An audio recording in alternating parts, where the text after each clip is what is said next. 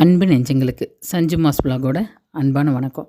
நம்ம இன்றைக்கி எதை பற்றி பேச போகிறோன்னா, நம்ம குழந்தைகளை எல்லாம் வளர்க்கும்போது பார்த்திங்கன்னா, அதாவது நீ பொண்ணு, நீ இந்தந்த வேலையெல்லாம் செய்யணும், நீ பையன், நீ இதெல்லாம் செய்யக்கூடாது, இதை மட்டும்தான் செய்யணும் அப்படின்னு மோஸ்ட்லி நம்ம சொல்லி வளர்த்துறோம்.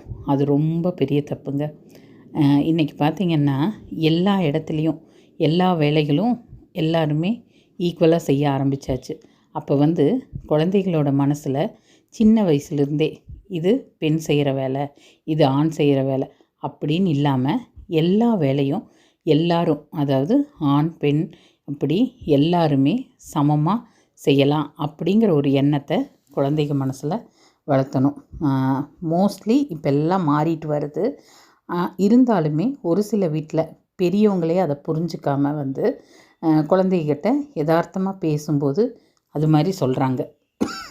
வேறு எங்கேயுமே போக வேண்டாங்க, எங்கள் ரிலேட்டிவ் வீட்லேயே ஒரு நாள் நான் மற்ற குழந்தைங்க எல்லாருமா உட்காந்து பேசிட்டு விளையாண்டுட்டு இருந்தோம். அப்போ ஒரு உறவு முறை சொல்ல விரும்பலை, ஏன்னா அவங்க மனசு சங்கடப்படும் இல்லையா. அதனால் அதில் ஒரு குட்டி பையன் எங்கள் கூட உட்காந்து விளையாட வரும்போது அவனோட பாட்டி என்ன சொல்கிறாங்க, டேய் நீ என்ன பொட்டை பிள்ளையோட்ட அவங்க கூட இது விளையாடுற, நீ போய் பையன், நீ போய் வேறு விளையாடு அப்படிங்கிறாங்க. எனக்கு அந்த இடம் ரொம்ப சுள்ளுன்னு ஒரு கோபம் வந்தது. என்ன இப்படி சொல்கிறீங்க, எந்த காலத்தில் இருக்கீங்க நீங்கள்? இன்றைக்கி ஆண் பெண் எல்லாமே எல்லாத்துலேயும் சமம் அப்படின்னு வந்தாச்சு, இன்னும் இதைய விதைச்சிட்ருக்கீங்களா, இது தப்பு அப்படின்னு அந்த இடம் ஃபோர்ஸாக பேசிட்டு அதோடு அந்த டாபிக் விட்டுட்டேன்.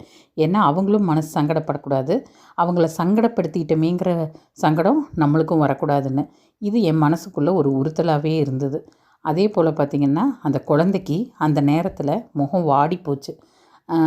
எனக்கு என்னென்னா அதாவது நான் ஏற்கனவே சொல்லியிருக்கேன், பாவத்திலேயே பெரிய பாவம் யாராக இருந்தாலும் இன்னொருத்தரோட மனசை கஷ்டப்படுத்துறது. அப்போது அது எல்லாத்துக்குமே பொருந்தும் இல்லைங்களா, குழந்தை என்ன பெரியவங்க என்ன. அதனால் முடிஞ்ச வரைக்கும் நம்ம குழந்தைகிட்ட நல்ல விஷயங்களையே சொல்லி கொடுக்கலாம். அவங்களோட பார்வைக்கு நம்மளும் அதே மாதிரி நடந்துக்கலாம்.